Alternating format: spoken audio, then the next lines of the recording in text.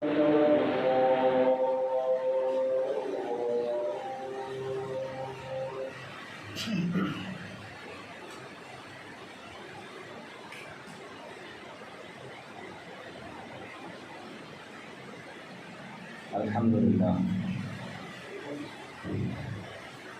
Nahmaduhu wa nasta'inuhu wa nu'minu bihi wa natawakkalu alayhi. Wa na'udzu billahi min shururi anfusina wa min sayyiati a'malina. Man yahdihillahu fala mudilla lahu wa man yudlilhu fala hadiya lahu. ونشهد أن لا إله إلا الله ونشهد أن محمدا عبده ورسوله أرسله بالهدى ودين الحق ليظهره على الدين كله ولو كره المشركون. اللهم صل على محمد وعلى آل محمد كما صليت على إبراهيم وعلى آل إبراهيم وبارك على محمد وعلى آل محمد كما باركت على إبراهيم وعلى آل إبراهيم في العالمين إنك حميد مجيد. فإن خير الحديث كتاب الله وخير الهدي هدي محمد صلى الله عليه وسلم وشر الأمور محدثاتها وكل محدثة بدعة وكل بدعة ضلالة وكل ضلالة في النار. أيها الناس أوصيكم عباد الله فإياي أولا بتقوى الله وأقيموا الصلاة وآتوا الزكاة ولا تكونوا من المشركين. قال الله تعالى في قرآنه الكريم: إن أول بيت وضع للناس للذي ببكة مباركا وهدى للعالمين. صدق الله العلي. رب اشرح لي صدري ويسر لي أمري واحلل عقدة من لساني يفقهوا قولي. إن أريد إلا الإصلاح ما استطعت وما توفيقي إلا بالله عليه توكلت وإليه أنيب. സത്യവിശ്വാസികളെ, വിശ്വാസിനികളെ, അള്ളാഹുവിൻ്റെ കൽപ്പനകൾ പാലിച്ച് മുത്തഖീങ്ങളായി മുഅ്മിനീങ്ങളായി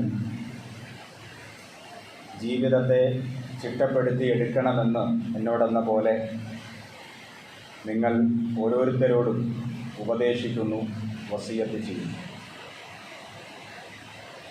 അല്ലാഹു സുബ്ഹാനഹു വ തആല യഥാർത്ഥ മുത്തഖീങ്ങളിൽ നാം ഏവരെയും ഉൾപ്പെടുത്തുമാറാകട്ടെ.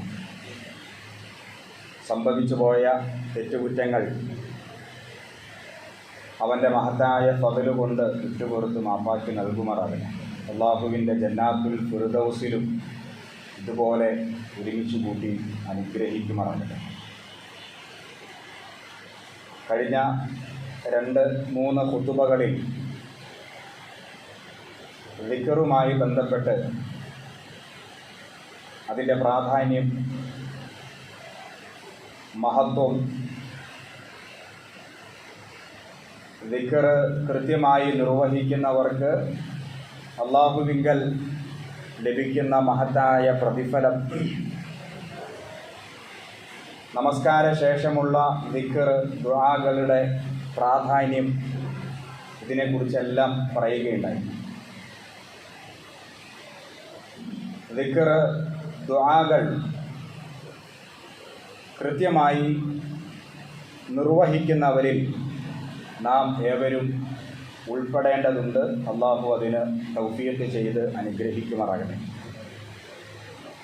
നമ്മുടെ നാട്ടിൽ നിന്ന് ഹജ്ജിന് വേണ്ടി ആളുകൾ പുറപ്പെട്ടുകൊണ്ടിരിക്കുന്നു. ഹജ്ജിന് വേണ്ടി പുറപ്പെടുവാൻ കാത്തിരിക്കുന്നവരും നമ്മുടെ കൂട്ടത്തിൽ ഉണ്ട്. ഹജ്ജിന് വേണ്ടി പുറപ്പെട്ടവർക്ക് മഖ്ബൂലായ മബ്റൂറായ ഹജ്ജ് നിർവഹിച്ച് മടങ്ങുവാൻ അള്ളാഹു എല്ലാവിധ സഹായങ്ങളും നൽകുമാറാകട്ടെ. അള്ളാഹുവിൻ്റെ ഭവനം കാണുവാൻ ഹജ്ജ് അല്ലെങ്കിൽ ഉംറ നിർവഹിക്കുവാൻ കാത്തിരിക്കുന്നവർ നമ്മുടെ കൂട്ടത്തിൽ ഉണ്ട്. അവർക്കവിടെ ചെല്ലുവാനും ഹജ്ജ് നിർവഹിക്കുവാനുമൊക്കെ അല്ലാഹു സുബ്ഹാനഹു വ തആല പ്രത്യേകമായി അവരെയും അനുഗ്രഹിക്കുമാറാകട്ടെ. ഹജ്ജുമായി ബന്ധപ്പെട്ട ചില കാര്യങ്ങൾ പറയുവാനാണ് ഇനിയുള്ള ആഴ്ചകളിൽ ആഗ്രഹിക്കുന്നത്. ഹജ്ജ് ചെയ്തവർക്കും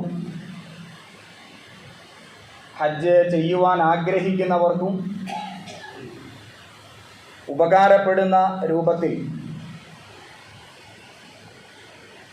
ഹജ്ജുമായി ബന്ധപ്പെട്ട് നിൽക്കുന്ന ചരിത്ര യാഥാർത്ഥ്യങ്ങളെ സംബന്ധിച്ചും മക്കയെ സംബന്ധിച്ചും കഅബയെ സംബന്ധിച്ചും മദീനയെ സംബന്ധിച്ചുമൊക്കെ സവിസ്തരം നമ്മൾ പഠിച്ചിരിക്കേണ്ടതുണ്ട്.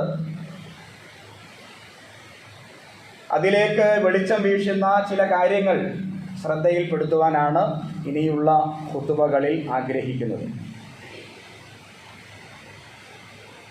ഹജ്ജിനെ സംബന്ധിച്ച് ആലോചിക്കുമ്പോൾ തന്നെ, അല്ലെങ്കിൽ മക്കയെ സംബന്ധിച്ച് ആലോചിക്കുമ്പോൾ തന്നെ നമ്മുടെ മനസ്സിലേക്ക് ഓടി വരുന്ന ഒരു ചിത്രമുണ്ട്. അത് കഅബയുടെ ചിത്രമാണ്. ഞാനിവിടെ ഓതിവെച്ച ആയത്ത് സൂറത്ത് ആൽ ഇംറാൻ 96-ാമത്തെ ആയത്താണ്. ഈ കഅബയെ സംബന്ധിച്ചാണ് അള്ളാഹു പറയുന്നത്, ഇന്ന അവ്വല ബൈത്തിൻ വുളിഅ ലിന്നാസ് ലല്ലദീ ബിബക്കത മുബാറകൻ വഹുദൻ ലിൽ ആലമീൻ. വളരെ പ്രധാനപ്പെട്ട 3 കാര്യങ്ങളാണ് ഈ ആയത്തിലൂടെ അള്ളാഹു സൂചിപ്പിക്കുന്നത്. ഒന്നാമത്തെ കാര്യം, ഇന്ന അവ്വല ബൈത്തിൻ വുളിഅ ലിന്നാസ്, ലോകത്ത് ആദ്യമായി സ്ഥാപിക്കപ്പെട്ട ദേവാലയം അത് കഅബാലയമാണ്. അവ്വല ബൈത്ത്, ഒന്നാമത്തെ ദേവാലയം. ദേവാലയം എന്ന് പറയുമ്പോൾ ഏകനായ അള്ളാഹുവിന് ഇബാദത്ത് എടുക്കുവാൻ വേണ്ടി, ഒരുപക്ഷെ കഅബാലയത്തിന് മുമ്പും ദേവാലയങ്ങളൊക്കെ ഉണ്ടായേക്കാം. പക്ഷേ ഏകനായ അള്ളാഹുവിന് ഇബാദത്ത് ചെയ്യുവാൻ വേണ്ടി ലോകത്താദ്യമായി നിർമ്മിക്കപ്പെട്ട ആരാധനാ കേന്ദ്രമാണ് കഅബ. ഇതാണ് ഈ ആയത്തിൽ ഒന്നാമതായി പറയുന്ന കാര്യം.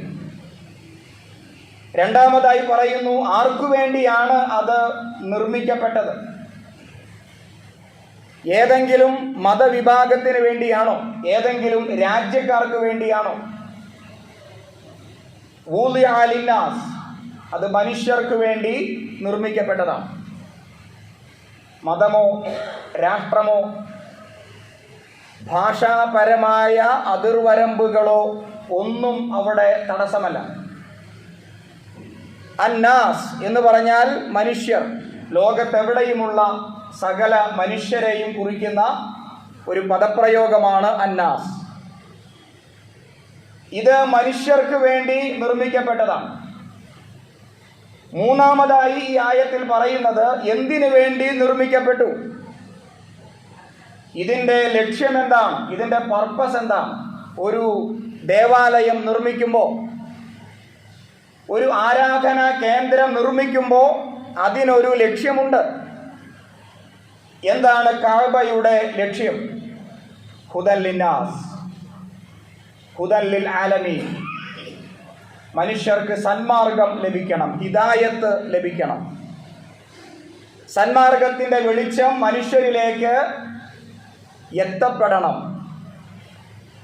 ആ ലക്ഷ്യം മുൻനിർത്തി ലോകത്ത് ആദ്യമായി മനുഷ്യർക്ക് വേണ്ടി സ്ഥാപിക്കപ്പെട്ട ഏകനായ അള്ളാഹുവിനെ ഇബാദത്ത് ചെയ്യുവാൻ വേണ്ടി നിർമ്മിക്കപ്പെട്ട ദേവാലയമാണ് കഅബ എന്ന് അല്ലാഹു സുബ്ഹാനഹു വ തആല സൂറത്ത് ആലു ഇമ്രാൻ 96-ാമത്തെ ആയത്തിൽ പറഞ്ഞു വയ്ക്കുന്നു. കഅബാലയത്തിന് അനേകം പേരുകൾ അള്ളാഹു കൊടുത്തിട്ടുണ്ട്. വിശുദ്ധ ഖുർആനിൽ തന്നെ ഈ പേരുകൾ പരാമർശിക്കപ്പെട്ടിട്ടുണ്ട്. ഒരു വസ്തുവിന് അനേകം പേരുകൾ ലഭിക്കുക എന്നത് അതിൻ്റെ പ്രാധാന്യവുമായി ബന്ധപ്പെട്ട് കിടക്കുന്ന ഒരു കാര്യമാണ്. അതിൽ ഒന്നാമത്തെ പേര് കഅബ എന്ന് തന്നെയാണ്. അറബി ഭാഷയിൽ കഅബ എന്ന വാക്കിൻ്റെ അർത്ഥം എന്താണ്?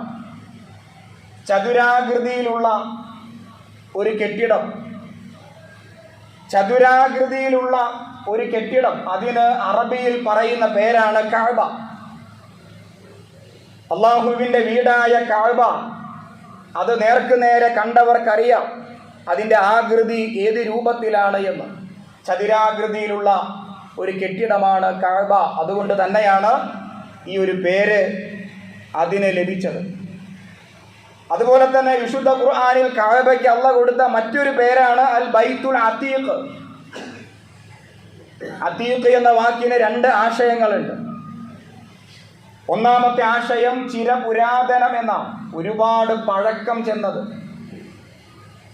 ഒരു പുതിയ കെട്ടിടമല്ല. മഹാനായ പ്രവാചകൻ ഇബ്രാഹിം നബി അലൈഹിസ്സലാത്തു വസ്സലാം അദ്ദേഹം നിർമ്മിച്ചതാണ്. അപ്പോൾ ഒരുപാട് പഴക്കം ചെന്ന പുരാതനമായ ഒരു കെട്ടിടം എന്ന അർത്ഥത്തിൽ അല്ലാഹു സുബ്ഹാനഹു വ തആല ബൈത്തുൽ അതീഖ് എന്ന ഒരു പേരും അതിന് കൊടുത്തിട്ടുണ്ട്. മറ്റൊരു പേരാണ് അൽ ബൈത്ത്. നിങ്ങൾ വിശുദ്ധ ഖുർആൻ പാരായണം ചെയ്യുമ്പോൾ അൽ ബൈത്ത് എന്ന പേര് കാണാം. അൽ ബൈത്ത് എന്ന് പറഞ്ഞാൽ പ്രത്യേകമായ വീട്, പ്രത്യേകമാക്കപ്പെട്ട ഭവനം എന്ന അർത്ഥത്തിലാണ് ആ പേര് അള്ളാഹു കൊടുത്തത്. ബൈത്തുള്ള എന്ന പ്രയോഗമുണ്ട്, അള്ളാഹുവിൻ്റെ വീട്. അതുപോലെ തന്നെ ഖിബ്ല എന്ന ഒരു പേരുണ്ട്. ഖിബ്ല എന്ന വാക്കിൻ്റെ അർത്ഥം എന്താണ്? അഭിമുഖ കേന്ദ്രം എന്നാണ്. അഭിമുഖീകരിക്കേണ്ട കേന്ദ്രം എന്ന അർത്ഥത്തിൽ ഖിബ്ല എന്ന ഒരു പേരും അള്ളാഹു കൊടുത്തിട്ടുണ്ട്. നമ്മളൊക്കെ സാധാരണയായി ഉപയോഗിക്കുന്ന മറ്റൊരു പേരാണ് അൽ മസ്ജിദുൽ ഹറം. കഅബയ്ക്കും അതിൻ്റെ ചുറ്റും നിൽക്കുന്ന പള്ളി, മസ്ജിദ് ഉൾപ്പെടെ ആ പ്രദേശത്തിന് മുഴുവനായി പറയുന്ന ഒരു പേരാണ് അൽ മസ്ജിദുൽ ഹറം. പവിത്രമാക്കപ്പെട്ട, പരിശുദ്ധമാക്കപ്പെട്ട ഇടം അല്ലെങ്കിൽ പള്ളി എന്നൊക്കെയാണ് ആ വാക്കിൻ്റെ അർത്ഥം. ഈ മസ്ജിദുൽ ഹറം എന്ന് പറയുന്നത് മക്കയിൽ നമ്മൾ കാണുന്ന ആ ഒരു ചെറിയ പ്രദേശം മാത്രമല്ല. മുഹമ്മദ് നബി സല്ലല്ലാഹു അലൈഹി വസല്ലമ മസ്ജിദുൽ ഹറമിൻ്റെ അഥവാ പവിത്രമാക്കപ്പെട്ട ഹറമിൻ്റെ വിസ്തീർണം, അതിൻ്റെ വ്യാപ്തി, അതിൻ്റെ സ്പേസ് പ്രവാചകൻ സല്ലല്ലാഹു അലൈഹി വസല്ലമ തന്നെ പറയുകയുണ്ടായി. മസ്ജിദുൽ ഹറം അതിന് കിഴക്കോട്ട് പോവുകയാണെങ്കിൽ ഏതാണ്ട് 19 കിലോമീറ്റർ ദൂരമുണ്ട്. അതേപോലെ തന്നെ വടക്കോട്ട് സഞ്ചരിക്കുകയാണെങ്കിൽ 12 കിലോമീറ്റർ ആണ് അതിൻ്റെ ദൂരം. ഇനി പടിഞ്ഞാറോട്ടാണ് സഞ്ചരിക്കുന്നതെങ്കിൽ 20 കിലോമീറ്റർ ആണ് അതിൻ്റെ ദൂരം. അപ്പോൾ ഇങ്ങനെ ചുറ്റപ്പെട്ട് കിടക്കുന്ന വലിയ ഒരു പ്രദേശം. ഇപ്പോൾ ഹറമിൽ അതിൻ്റെ വികസന പ്രവർത്തനങ്ങൾ നടന്നുകൊണ്ടിരിക്കുന്നു. പള്ളി വിശാലമാക്കപ്പെട്ടുകൊണ്ടിരിക്കുന്നു. ഈ പള്ളി ഇങ്ങനെ വിശാലമായി അതിൻ്റെ കിഴക്കോട്ട് മസ്ജിദുൽ ഹറമിൻ്റെ പടിഞ്ഞാട്ട്, അതേപോലെ തെക്കോട്ട്, വടക്കോട്ടൊക്കെ മുഹമ്മദ് നബി സല്ലല്ലാഹു അലൈഹി വസല്ലമ കാണിച്ചു തന്ന ആ വിസ്തീർണത്തിലേക്കാണ്, ആ വ്യാപ്തിയിലേക്കാണ് അതിൻ്റെ വികസനം നടന്നുകൊണ്ടിരിക്കുന്നത്.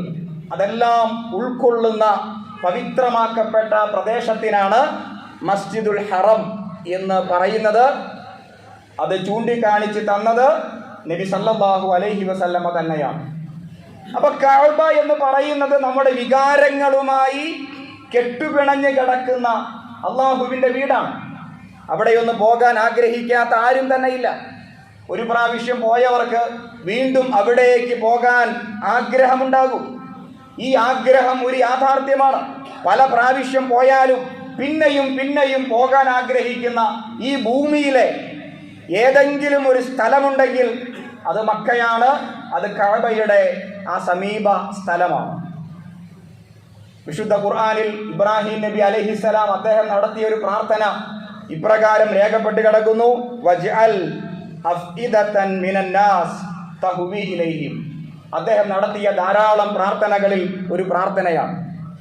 അദ്ദേഹം അള്ളാഹുവോട് പ്രാർത്ഥിച്ചു, അള്ളാഹുവേ, ജനമനസ്സുകളിൽ ഇവിടേക്കൊരു ആകർഷണീയത നീ കൊടുക്കണമേ. വജ്അൽ അഫ്ഇദതൻ മിനന്നാസ്, ജനങ്ങളുടെ ഹൃദയങ്ങളിൽ ഇവിടേക്കൊരു ആകർഷണീയത, ആളുകൾക്ക് ഇവിടേക്ക് വരാൻ തോന്നണം. ഈ പ്രദേശത്തെ നീ ആ രൂപത്തിൽ പവിത്രമാക്കി വയ്ക്കണം എന്ന് ഇബ്രാഹിം നബി അലൈഹിസ്സലാത്തു വസ്സലാം അള്ളാഹുവോട് ദുആ ചെയ്തു. ആ പ്രാർത്ഥന അള്ളാഹ് സ്വീകരിച്ചിരിക്കുന്നു. അതുകൊണ്ടാണ് എത്ര വട്ടം പോയാലും എത്ര പ്രാവശ്യം കണ്ടാലും പിന്നെയും പിന്നെയും പോകാൻ ആഗ്രഹിക്കുന്ന, വേറെ ലോകത്ത് എവിടേക്ക് സഞ്ചരിച്ചാലും ഒരു വട്ടം പോയാൽ നമുക്ക് മടുപ്പ് അനുഭവപ്പെടും. എത്ര പ്രാവശ്യം പോയാലും വീണ്ടും വീണ്ടും പോകാൻ ആഗ്രഹിക്കുന്ന ഒരു സ്ഥലമാണ് മക്കയും കഅബ ഷരീഫ് ഇരിക്കുന്ന ആ ഒരു പ്രദേശവും. അപ്പോൾ നമ്മുടെ വികാരങ്ങളും ചിന്തകളുമായി ബന്ധപ്പെട്ട് കിടക്കുകയാണ്. കഅബയെ അനാദരിക്കുന്ന ഒന്നും പാടില്ല. നമ്മൾ പണ്ട് പഠിച്ചിട്ടുണ്ട്, കഅബയുടെ നേരെ തടസ്സമില്ലാതെ കാല് നീട്ടി ഇരിക്കുക. അതുവരെ പ്രവാചകൻ സ്വല്ലല്ലാഹു അലൈഹി വസല്ലം തടയുകയുണ്ടായി. കഅബയുടെ നേരെ മലമൂത്ര വിസർജനം നടത്തുക. അപ്പൊ കഅബയെ അനാദരിക്കുന്ന ഒന്നും പാടില്ല. നമ്മളൊക്കെ മരണപ്പെട്ട് കഴിഞ്ഞാൽ കഅബയുടെ നേരെ തിരിച്ചു വച്ചാണ് ഖബറിൽ കിടത്തുക. രാത്രി ഉറങ്ങുന്ന സമയത്ത് കഅബയ്ക്ക് നേരെ തിരിഞ്ഞു കിടന്ന് ഉറങ്ങൽ വളരെ പ്രധാനപ്പെട്ട ഒരു സുന്നത്താണ്. മരണപ്പെട്ടാലും കഅബയുടെ നേരെ, ജീവിതം മുഴുവൻ കഅബയ്ക്ക് അഭിമുഖമായി. ഒരു സത്യവിശ്വാസിയെ സംബന്ധിച്ചിടത്തോളം കഅബയ്ക്ക് അഭിമുഖമായിട്ടാണ് അവൻ ജീവിച്ചുകൊണ്ടിരിക്കുന്നത്. നമസ്കാരത്തിൽ കഅബയ്ക്ക് നേരെ തിരിയുന്നു, പ്രാർത്ഥിക്കുമ്പോൾ കഅബയുടെ നേരെ, ഉറങ്ങുമ്പോൾ കഅബയുടെ നേരെ, മരിച്ചു കിടക്കുമ്പോഴും കഅബയുടെ നേരെ തിരിച്ചാണ് കിടത്തുക. കഅബ എന്ന് പറയുന്നത് ഒരു വിശ്വാസിയെ സംബന്ധിച്ചിടത്തോളം അവന്റെ ജീവിതവുമായി ഇടകലർന്ന് കിടക്കുന്ന പവിത്രമാക്കപ്പെട്ട അള്ളാഹുവിന്റെ വീടാണ്. ഈ കഅബാലയത്തിന്റെ പ്രത്യേകത എന്ന് പറയുന്നത് കഅബയ്ക്ക് പ്രത്യേകമായ ദിശയില്ല. പ്രവാചകൻ സ്വല്ലല്ലാഹു അലൈഹി വസല്ലമയുടെ അടുക്കലേക്ക് ആ കാലഘട്ടത്തിലെ യഹൂദ ക്രൈസ്തവരുടെ ആരാധനകളുമായി ബന്ധപ്പെട്ട് ഒരു വിഭാഗം ആളുകൾ, ഇസ്ലാമിൻ്റെ വിമർശകരായ ഒരു വിഭാഗം ആളുകൾ വന്നിട്ട് റസൂലിനോട് ചോദിക്കുകയുണ്ടായി, അള്ളാഹുവിൻ്റെ ദൂതരെ, നിങ്ങൾക്ക് പ്രത്യേകമായ ഒരു ദിശയുണ്ടോ? ക്രൈസ്തവർ അവർ പ്രത്യേകമായ ദിശയിലേക്ക് തിരിഞ്ഞാണ് പ്രാർത്ഥിക്കുന്നത്. യഹൂദരും അങ്ങനെ തന്നെ. ബഹുദൈവ ആരാധകർക്കും ആ കാലഘട്ടത്തിൽ പ്രത്യേകമായ ഒരു ദിശ ഉണ്ടായിരുന്നു. ഇപ്പോൾ അവസ്ഥകളൊക്കെ മാറിയിട്ടുണ്ടാകാം. അതുകൊണ്ട് പ്രവാചകരെ, നിങ്ങളുടെ ഈ പുതിയ മതത്തിന് പ്രത്യേകമായ വല്ല ദിശയുമുണ്ടോ? നബി സല്ലല്ലാഹു അലൈഹി വസല്ലമ മൗനം പാലിച്ചു. ആ സമയത്ത് വിശുദ്ധ ഖുർആനിൽ അവതരിച്ച ഒരു വചനമുണ്ട്, വലില്ലാഹിൽ മശ്രിഖു വൽ മഗ്രിബ് ഇന്നല്ലാഹ വാസിഉൻ അലീം. കിഴക്കും പടിഞ്ഞാറുമൊക്കെ പടച്ചവൻ്റെതാണ്. അല്ലാഹു സുബ്ഹാനഹു വ തആല ഏതെങ്കിലും ഒരു ദിശയിൽ ഇരിക്കുന്നവനല്ല. ഏതെങ്കിലും ഒരു ദിശയിൽ പടച്ചവൻ ഇരിക്കുന്നില്ല. ഇന്നല്ലാഹ വാസിഉൻ അലീം. അല്ലാഹു വിശാലനാണ്, എവിടെയും അല്ലാഹു ഉണ്ട് എന്ന് പറയുന്ന ഒരു ആയത്തിന്റെ അവതരണ പശ്ചാത്തലം ഈ ഒരു സന്ദർഭത്തിലാണ്. നിങ്ങൾ കഅബയെ കുറിച്ച് പഠിക്കുകയാണെങ്കിൽ കഅബയ്ക്ക് പ്രത്യേകമാക്കപ്പെട്ട ഒരു ദിശയില്ല. എല്ലാ ദിശയിലേക്കും അത് തിരിയുന്നു. 6 ദിശകളെ അഭിമുഖമായിട്ടാണ് കഅബ നിൽക്കുന്നത്. അതൊന്ന് കിഴക്കോട്ടാണെങ്കിൽ, മറ്റൊന്ന് പടിഞ്ഞാട്ടാണെങ്കിൽ, മറ്റൊന്ന് തെക്കാണെങ്കിൽ, വടക്കാണെങ്കിൽ, ഒന്ന് ആകാശത്തേക്കാണ്, മറ്റൊന്ന് ഭൂമിയിലേക്കാണ്. ആകാശത്തിലേക്കും ഭൂമിയിലേക്കും തെക്ക്, വടക്ക്, പടിഞ്ഞാറ്, കിഴക്ക് ദിശകളിലേക്കും ഒരുപോലെ തിരിഞ്ഞു നിൽക്കുന്ന, അഥവാ അള്ളാഹു എന്ന് പറയുന്നത് എവിടെയുമുണ്ട്, ഏതെങ്കിലും ഒരു ദിശയിൽ മാത്രമല്ല എന്ന് നമ്മെ പഠിപ്പിക്കുന്ന ഒരു ആശയം അതിൻ്റെ അകത്ത് ഉൾപ്പെട്ടിട്ടുണ്ട്. അപ്പോൾ അള്ളാഹുവിലേക്ക് നമ്മൾ തിരിയുമ്പോൾ, കഅബയിലേക്ക് നമ്മൾ തിരിയുമ്പോൾ, നമ്മൾ ഏഷ്യക്കാരായ ആളുകൾ, ഏഷ്യൻ രാജ്യങ്ങളിൽപ്പെട്ടവർ കഅബയിലേക്ക് തിരിയുമ്പോൾ അത് പടിഞ്ഞാറ് ഭാഗത്തേക്ക് കുറച്ചൊക്കെ വ്യത്യാസമുണ്ടെങ്കിലും പടിഞ്ഞാറ് ഭാഗത്തേക്കാണ് നമ്മളൊക്കെയും തിരിയുന്നത്. ഇപ്പോൾ ഈ പള്ളി തന്നെ നിൽക്കുന്നത് പടിഞ്ഞാറ് ഭാഗത്തേക്ക് തിരിഞ്ഞുകൊണ്ടാണെങ്കിലും ചെറിയ ഒരു വളവുണ്ടാകാം, ഒരു തിരിവുണ്ടാകാം, ഒരു ചെറിയ ചെരിവുണ്ടാകാം. അപ്പോൾ കൃത്യമായി പടിഞ്ഞാറ് ഭാഗത്തേക്ക് എന്ന് പറയാൻ കഴിയില്ല എങ്കിലും ഒരു ചെറിയ ചെരിവോടുകൂടി നമ്മുടെ ദിശ പടിഞ്ഞാറാണ്. കാരണം കഅബ നമുക്ക് പടിഞ്ഞാറാണ് ഖിബലയായിട്ട് വരിക. ഇനി യൂറോപ്യൻ രാജ്യങ്ങളെ ഒന്ന് പരിശോധിക്കുക. യൂറോപ്യൻ രാജ്യങ്ങൾ കഅബയുടെ നേരെ തിരിയുമ്പോൾ അവരുടെ ദിശ ഏത് ഭാഗത്തേക്കായിരിക്കും? അത് സൗത്ത് ഈസ്റ്റ് ആണെന്ന് അതുമായി ബന്ധപ്പെട്ടവർ പറയുന്നു. അതായത് തെക്ക് കിഴക്ക് ഭാഗത്തേക്കാണ് അവർ തിരിയുക. പൂർണ്ണമായും തെക്കോട്ടല്ല, പൂർണ്ണമായും കിഴക്കോട്ടല്ല, ആ ഒരു ഭാഗത്തേക്ക് അല്പമൊക്കെ ചെരിവോടുകൂടിയാണ് കഅബയുടെ നേരെ അവർ തിരിയുമ്പോൾ ദിശകളൊക്കെ വരിക. ഇനി ആഫ്രിക്കൻ രാജ്യങ്ങൾ എടുക്കുക. അവരും കഅബയുടെ നേരെ തിരിയുമ്പോൾ കിഴക്ക് തെക്കോട്ടാണ് അവർക്ക് വരിക. പൂർണ്ണമായും കിഴക്കോട്ടല്ല, പൂർണ്ണമായും തെക്കോട്ടല്ല. അപ്പോൾ ഏഷ്യൻ രാജ്യങ്ങൾ, ആഫ്രിക്കൻ രാജ്യങ്ങൾ, യൂറോപ്യൻ രാജ്യങ്ങൾ, ഇനി അമേരിക്കൻ ഐക്യനാടുകൾ, ഇവരൊക്കെ കഅബയിലേക്ക് തിരിയുമ്പോൾ എല്ലാ ദിശകളെയും ഉൾക്കൊള്ളുകയാണ്, എല്ലാ വശങ്ങളെയും ഉൾക്കൊള്ളുകയാണ്. ഇനി കഅബയിൽ ചെന്നിട്ട് കഅബ ഷരീഫിന്റെ ചോട്ടിൽ ഇമാമോട് കൂടി നമസ്കരിക്കുകയാണെങ്കിൽ നമ്മൾ എങ്ങനെയാണ് നിൽക്കുക? ആ ചിത്രം ഒന്ന് കണ്ടാൽ മതി. എല്ലാവരും കഅബ ഷരീഫിനെ വളഞ്ഞുകൊണ്ടാണ് നിൽക്കുന്നത്. ഇമാം ഒരു ഭാഗത്തുണ്ടാവും. അപ്പോൾ എല്ലാവരും എല്ലാ ദിശയിലേക്കും തിരിയുന്നു. കുറച്ചാളുകൾ തെക്കോട്ടാണെങ്കിൽ കുറച്ചാളുകൾ വടക്കോട്ടാണ്, കുറച്ചാളുകൾ കിഴക്കോട്ടാണെങ്കിൽ കുറച്ചാളുകൾ പടിഞ്ഞാറോട്ടാണ്. വലില്ലാഹിൽ മശ്രിഖു വൽ മഗ്രിബ് ഇന്നല്ലാഹ വാസിഉൻ അലീം. ഇങ്ങനെ എല്ലാ ദിശകളെയും അഭിമുഖമായി നിൽക്കുന്ന, എല്ലാ ദിശകൾക്കും ഒരേ പ്രാധാന്യം നൽകുന്ന ഏതെങ്കിലും ഒരു ദേവാലയം ലോകത്ത് വേറെയുണ്ടോ? എല്ലാ ദിശകളെയും അഭിമുഖീകരിക്കുന്ന ഏതെങ്കിലും ഒരു ദേവാലയം, ഒരു ആരാധനാ കേന്ദ്രം ലോകത്ത് വേറെ സൃഷ്ടിക്കപ്പെട്ടിട്ടുണ്ടോ? കഅബാലയം മാത്രമാണ് എന്നതാണ് എൻ്റെ അറിവിൽ എനിക്ക് ബോധ്യപ്പെട്ടത്. നിങ്ങൾക്കറിയാമെങ്കിൽ അത് പറയേണ്ടതാണ്. അപ്പൊ അല്ലാഹു സുബ്ഹാനഹു വ തആല കഅബയ്ക്ക് പ്രത്യേകമാക്കപ്പെട്ട ഒരു ദിശ വച്ചിട്ടില്ല. കഅബയുടെ 4 മൂലകൾക്കും 4 പേരുകളുണ്ട്. അതിൽ ഒരു മൂലയുടെ പേര് റുക്കുനുൽ അസ്വദി എന്നാണ്, കറുത്ത മൂല അഥവാ ഹജറുൽ അസ്വദ് അവിടെയാണ് ഇരിക്കുന്നത്. ഹജറുൽ അസ്വദിന് പ്രത്യേകമാക്കപ്പെട്ട പുണ്യമൊന്നും കൽപ്പിക്കപ്പെട്ടിട്ടില്ല. കറുത്ത ഒരു കല്ലാണ്. ആ കറുത്ത കല്ല് അവിടെ നിന്നാണ് തവാഫ് ആരംഭിക്കുക. അപ്പൊ ആ ഒരു മൂലയ്ക്ക് പറയുന്ന പേര് റുക്കുനുൽ അസ്വദി എന്നാണെങ്കിൽ മറ്റൊരു മൂലയുടെ പേര് റുക്കുനുൽ യമാനി എന്നാണ്. യമൻ എന്ന് പറയുന്ന ആ ഒരു രാജ്യത്തിന്റെ ആ ഒരു ഭാഗത്തേക്ക് തിരിഞ്ഞു നിൽക്കുന്ന മൂല എന്നർത്ഥം. മറ്റൊരു മൂലയുടെ പേര് റുക്കുനുൽ ഇറാഖി എന്നാണ്.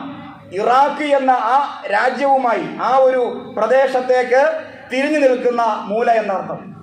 മറ്റൊരു മൂലയുടെ പേര് റുക്കുനു ഷാം, ഷാം എന്ന് പറയുന്ന ആ ഒരു പ്രദേശത്തേക്ക് തിരിഞ്ഞു നിൽക്കുന്ന മൂല എന്നർത്ഥം. ഇങ്ങനെ 4 മൂലകൾക്കും 4 പേരുകൾ ആ കാലഘട്ടത്തിൽ തന്നെ നൽകപ്പെട്ടിട്ടുണ്ട്.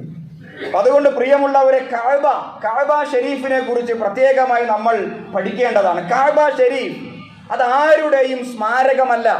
ലോകത്ത് അത്ഭുതങ്ങളൊക്കെ ഉണ്ടല്ലോ. ഈ അത്ഭുതങ്ങൾക്ക് പുറകിൽ ഒന്നുകിൽ ഭരണവർഗത്തിന്റെ പ്രൗഢി പ്രകടിപ്പിക്കാൻ വേണ്ടി നിർമ്മിക്കപ്പെട്ടവ, അതല്ലെങ്കിൽ ഏതെങ്കിലും ഒരു വ്യക്തിയുടെ, ഒരു കുടുംബത്തിന്റെ, ഒരു ഗോത്രത്തിന്റെ സ്മാരകം. ഇതല്ലാത്ത ഏതെങ്കിലും ഒരു അത്ഭുതം ലോകത്ത് ചൂണ്ടിക്കാണിക്കാൻ സാധ്യമാണോ? ഇപ്പൊ താജ്മഹൽ എന്ന് പറയുന്നത് ഇത് ഏതെങ്കിലും ഒരു വ്യക്തിയുടെ സ്മാരകം, അല്ലെങ്കിൽ ആ കാലഘട്ടത്തിലെ രാജാക്കന്മാരുടെ പ്രൗഢി കാണിക്കുവാൻ വേണ്ടി നിർമ്മിക്കപ്പെട്ടത്. അതേപോലെ പിരമിഡുകൾ, ഫറോവമാരുടെ ആ പ്രൗഢമായ കാലഘട്ടത്തെ അടയാളപ്പെടുത്താൻ വേണ്ടി നിർമ്മിക്കപ്പെട്ടതാണ് പിരമിഡുകൾ. ഇപ്പൊ ലോകത്ത് ഇന്ന് കാണുന്ന അത്ഭുതങ്ങളെ നാം ഒന്ന് എടുത്തു വയ്ക്കുക. അതൊക്കെ ഒന്നുകിൽ സ്മാരകങ്ങളാണ്, അതല്ലെങ്കിൽ ആ കാലഘട്ടത്തിൽ ഭരിച്ചിരുന്ന രാജാക്കന്മാരുടെ, ഗോത്ര നേതാക്കന്മാരുടെ, ഭരണവർഗത്തിൻ്റെ പ്രൗഢി കാണിക്കാൻ വേണ്ടി നിർമ്മിക്കപ്പെട്ട ദേവാലയങ്ങളാണ്. പക്ഷെ കഅബാലയത്തിൻ്റെ പുറകിൽ ആരുടെയും വിയർപ്പില്ല, അടിമകളുടെ ത്യാഗമില്ല. അത് നിർമ്മിച്ചത് 2 പേര് ചേർന്നാണ്.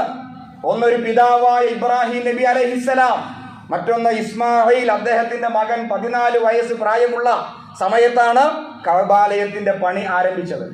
ആ കഅബയോട് ചേർന്ന് കിടക്കുന്ന ഒരു പർവ്വതമുണ്ടായിരുന്നു. ആ പർവ്വതം ഇന്നില്ല, അത് വികസനത്തിന്റെ ഭാഗമായിട്ട് എടുത്തു മാറ്റപ്പെട്ടു. ആ പർവ്വതത്തിന്റെ പേര് ജബൽ കഅബ എന്നാണ്. ആ ജബൽ കഅബയിൽ നിന്ന് ഇസ്മായിൽ അലൈഹിസ്സലാം വെട്ടിയെടുത്തു കൊണ്ടുവരുന്ന കരിമ്പാറകൾ, ഈ കരിമ്പാറകൾ അടക്കി വെച്ചുകൊണ്ടാണ് ഇബ്രാഹിം നബി അലൈഹിസ്സലാത്തു വസ്സലാം കഅബാലയത്തെ നിർമ്മിച്ചത്. ഒരു ആഡംബരവും അന്നതിനുണ്ടായിരുന്നില്ല. ആഡംബരമില്ലാത്ത ലളിതമായ അള്ളാഹുവിന്റെ ഒരു വീട്, ലാളിത്യമാണ് അതിന്റെ പ്രത്യേകത. ഇബ്രാഹിം നബി അലൈഹിസ്സലാം 5000 വർഷങ്ങൾക്കപ്പുറം കഅബ നിർമ്മിച്ചു. പിന്നീട് നാം ആ കഅബയെ കുറിച്ച് പഠിക്കുമ്പോൾ മുഹമ്മദ് നബി സല്ലല്ലാഹു അലൈഹി വസല്ലമ അദ്ദേഹത്തിന്റെ കാലഘട്ടത്തിലും കഅബയ്ക്ക് വലിയ ഗാംഭീര്യമൊന്നുമില്ല, ആർഭാടമൊന്നുമില്ല. അതേപോലെ തന്നെ ഖലീഫമാർ രാജ്യം ഭരിക്കുമ്പോഴും അതിന് വലിയ ആഡംബരമോ അതുപോലെയുള്ള ഒന്നും തന്നെ കാണുവാൻ കഴിയില്ല. പക്ഷേ അതിനുശേഷം വന്ന ഭരണാധികാരികളാണ് അവിടേക്ക് ആഡംബരത്തെ കൊണ്ടുവന്നത്. അത് ഞാൻ ആദ്യം പറഞ്ഞ പോലെ ഭരണവർഗത്തിന്റെ പ്രൗഢി പ്രകടിപ്പിക്കാനായിരിക്കാം. അതിനെ വിമർശിക്കുന്നവരുണ്ട്, അതിനെ അനുകൂലിക്കുന്നവരുണ്ട്. കഅബയെ പുതപ്പിച്ചിരിക്കുന്ന ഒരു കില്ലയുണ്ട്, അത് പൂർണ്ണമായിട്ടും പട്ടാണ്. പട്ട് എന്ന് പറയുമ്പോൾ ലോകത്ത് ഏറ്റവും വില കൂടിയ പട്ടാണ് കഅബയെ പുതപ്പിച്ചിരിക്കുന്ന കില്ല. എല്ലാ വർഷവും ഈ കില്ല മാറ്റുന്നുണ്ട്. ദുൽഹജ്ജ് 9-ാം തീയതിയാണ്, അഥവാ അറഫ ദിനമാണ് കില്ല മാറ്റുക. അതൊരു വലിയ ചടങ്ങാണ്. ഈ കില്ല, അതിൽ വിശുദ്ധ ഖുർആനിന്റെ ആയത്തുകൾ എഴുതി വച്ചിരിക്കുന്നു. വിശുദ്ധ ഖുർആനിലെ പ്രാധാന്യം അർഹിക്കുന്ന ആയത്തുകൾ എഴുതി വച്ചിരിക്കുന്നു. അത് എഴുതി വച്ചിരിക്കുന്നത് പൂർണ്ണമായിട്ടും സ്വർണ്ണ നൂലുകൾ കൊണ്ടാണ്. തനി തങ്കം, പ്യുവർ സ്വർണമാണ് ആ നൂലുകൾ. അതുമായി ബന്ധപ്പെട്ടവർ പറയുന്നു ഇന്ത്യൻ രൂപ 14 കോടിയോളം വരും. ഏതിന്? ആ എഴുതി വച്ചിരിക്കുന്ന ആ സ്വർണ്ണ നൂലുകൾക്ക് മാത്രം വരുന്ന വിലയാണ് ഇന്ത്യൻ രൂപ 14 കോടിയോളം വരും. അപ്പോൾ കില്ല ഓരോ വർഷവും മാറ്റിക്കൊണ്ടിരിക്കുക. കില്ല നിർമ്മിക്കാൻ വേണ്ടി പ്രത്യേകം പ്രാക്ടീസ് കിട്ടിയ ആളുകൾ പ്രത്യേകമാക്കപ്പെട്ട ഫാക്ടറിയിൽ വർക്ക് ചെയ്യുന്നു. കൊല്ലം കൊല്ലം കില്ല മാറ്റിക്കൊണ്ടിരിക്കുന്നു. ഏതാണ്ട് 14 കോടിയോളമാണ് അതിൻ്റെ മൂല്യം വരിക. കഅബയ്ക്കൊരു വാതിലുണ്ട്. ആ വാതിൽ എന്ന് പറയുന്നത് 280 കിലോഗ്രാം സ്വർണമാണ്, പൂർണ്ണമായും സ്വർണമാണ്. അതേപോലെ കഅബയുടെ മുകൾ ഭാഗത്ത് മഴ പെയ്താൽ വെള്ളം പുറത്തേക്ക് പോകാൻ വേണ്ടി ഒരു പാത്തിയുണ്ട്. ആ പാത്തിയും പൂർണ്ണമായിട്ടും സ്വർണമാണ്. കഅബ ഷരീഫിന്റെ താഴെ വിരിച്ചിരിക്കുന്ന മാർബിളുകൾ ലോകത്ത് ഏറ്റവും വില കൂടിയതാണ്. അപ്പൊ ഈ ഒരു ആഡംബരത്തിലേക്ക് കഅബ ഷരീഫ് വന്നത് പിൽക്കാലത്താണ്. അതിനെ എതിർക്കുന്നവരുണ്ടാകാം, അതിനെ അനുകൂലിക്കുന്നവരുണ്ടാകാം. പക്ഷേ അത് കാലഘട്ടത്തിന്റെ ആവശ്യമാണ് എന്ന് പറയുന്നവരുണ്ടാകാം. പക്ഷേ കഅബാലയത്തെ ഇബ്രാഹിം നബി അലൈഹിസ്സലാം നിർമ്മിച്ചതും മുഹമ്മദ് നബി സല്ലല്ലാഹു അലൈഹി വസല്ലമ സംരക്ഷിച്ച് നിർത്തിയതും ലാളിത്യത്തിന്റെ പ്രതീകമായിട്ടാണ്. അമ്പരചുംബികളായ മിനാരങ്ങൾ അതിനില്ല, കാണുവാൻ വലിയ ഭംഗിയില്ല. ഒരു ചതുരാകൃതിയിലുള്ള കട്ടയാണ്. ആ ചതുരാകൃതിയിലുള്ള കട്ടയിലേക്കാണ് ലോകത്ത് ഗാംഭീര്യമുള്ള മുഴുവൻ പള്ളികളും തിരിഞ്ഞു നിൽക്കേണ്ടത്. അമ്പരചുംബികളായ മിനാരങ്ങളുള്ള പള്ളികളൊക്കെ തിരിഞ്ഞു നിൽക്കേണ്ടത് ഈ കഅബയുടെ നേരെയാണ്. കഅബ ഷരീഫ് എന്ന് പറയുന്നത് അള്ളാഹുവിൻ്റെ ഭവനമാണ്, അള്ളാഹുവിൻ്റെ വീടാണ്. ഈ കഅബ ഷരീഫ് നമ്മൾ ഒരിക്കലും കഅബ ഷരീഫിനെ വിളിച്ച് പ്രാർത്ഥിക്കുന്നില്ല. കഅബ ഷരീഫ് ഒരു ആരാധനാ വസ്തുവല്ല. അല്ലാഹു സുബ്ഹാനഹു വ തആല പറയുന്നു, ഫലിയഅ്ബുദു റബ്ബ ഹാദൽ ബൈത്ത്, ഈ ഭവനത്തിന്റെ റബ്ബിനെ ഇബാദത്ത് ചെയ്യുക, ഈ വീടിന്റെ നാഥനെ ഇബാദത്ത് ചെയ്യുക. അല്ലാതെ ഈ വീടിന് ആരും ഇബാദത്ത് ചെയ്യേണ്ടതില്ല. അത് വെറും മൺകട്ടകളാണ്. അതിനപ്പുറത്തേക്ക് അതിന് വലിയ പ്രാധാന്യമില്ല. അള്ളാഹുവിന്റെ വീട് ആ ഒരു സവിശേഷതയല്ലാതെ ഇതൊരു ആരാധനാ വസ്തുവല്ല. അത് വളരെ അടിവരയിട്ടും ഗൗരവത്തിലും അള്ളാഹു സുബ്ഹാനഹു വ തആല പറയുന്നുണ്ട്, നിങ്ങൾ കഅബയിലേക്ക് പോകുന്നത് അള്ളാഹുവിനെ ഇബാദത്ത് ചെയ്യാൻ വേണ്ടി മാത്രമാണ്, അല്ലാതെ കഅബയെ ഇബാദത്ത് ചെയ്യാൻ വേണ്ടിയല്ല. അതൊരു ആരാധനാ കേന്ദ്രമല്ല, അതൊരു ഖബർസ്ഥാനോ മഖ്ബറയോ അല്ല. ഇബ്രാഹിം നബി അലൈഹിസ്സലാം അദ്ദേഹത്തിന്റെ ഖബർ അവിടെയില്ല. ഇസ്മായിൽ അലൈഹിസ്സലാം അദ്ദേഹത്തിന്റെ ഖബറും അവിടെയില്ല. ഹാജറ ബീവി ആ മഹദിയുടെ ഖബറും അവിടെയില്ല. മറിച്ച് നമ്മൾ അവിടെ പോയാൽ കാണുന്നത് മക്കാമു ഇബ്രാഹിമാണ്, മക്കാമു ഹാജറയാണ്, മക്കാമു ഇസ്മായിലാണ്. എന്താണ് മക്കാം എന്ന് പറഞ്ഞാൽ? ഇബ്രാഹിം നബി അലൈഹിസ്സലാമിന്റെ ത്യാഗത്തിന്റെ കഥയാണ്. അള്ളാഹുവിന്റെ ദീനിനു വേണ്ടി അദ്ദേഹം സഹിച്ച ത്യാഗം, അദ്ദേഹം നടന്ന സ്ഥലം. മക്കാം എന്ന വാക്കിന്റെ അർത്ഥം നിന്ന സ്ഥലം എന്ന. അള്ളാഹുവിന്റെ ദീനിനു വേണ്ടി ത്യാഗം, സമർപ്പണം, അതിനുവേണ്ടി ആ പ്രവാചകൻ ഓടി നടന്ന സ്ഥലം നിങ്ങൾക്ക് അവിടെ ചെന്നാൽ കാണുവാൻ കഴിയും. ഹാജറ ബീവിയുടെ ത്യാഗത്തിന്റെ ഓർമ്മകൾ നിങ്ങൾക്ക് അവിടെ ചെന്നാൽ കാണുവാൻ കഴിയും, അനുഭവിക്കാൻ കഴിയും. ഇസ്മായിൽ അലൈഹിസ്സലാം എങ്ങനെയാണ് പിൽക്കാലത്ത് മക്ക എന്ന രാജ്യത്തെ കെട്ടിപ്പടുത്തത്? ഇബ്രാഹിം നബിയുടെ കാലശേഷം അറബ് സമൂഹത്തിന് അദ്ദേഹം പിൽക്കാലത്ത് എങ്ങനെയാണ് നേതൃത്വം കൊടുത്തത്? അതിന്റെ ചരിത്രവും നിങ്ങൾക്ക് അവിടെ ചെന്നാൽ കാണുവാൻ കഴിയും. അതുകൊണ്ട് പ്രിയമുള്ളവരെ, ഞാൻ കഅബയെ കുറിച്ച് മാത്രമേ പറഞ്ഞിട്ടുള്ളൂ.